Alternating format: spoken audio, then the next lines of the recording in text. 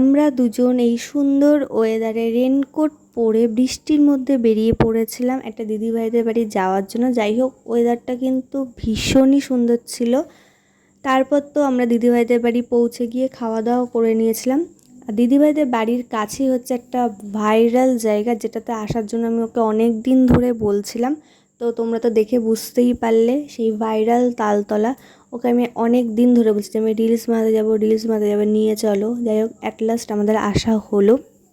তারপর তো এখানেও দেখে নিচ্ছিল হচ্ছে গোলাপ ফুল, প্রচুর কাটা ছিল। তারপর তো গোলাপ দিয়ে দিল।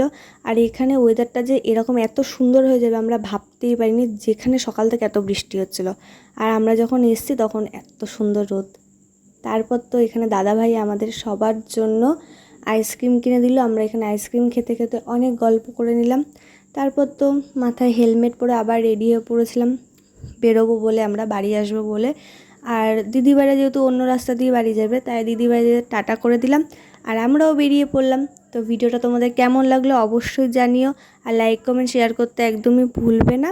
আমাকে প্লিজ প্লিজ অনেক অনেক সাপোর্ট করো, যেভাবে সাপোর্ট করছো আরও সাপোর্ট করো। তো আবার নেক্সট ভিডিওতে দেখা হচ্ছে, বাই।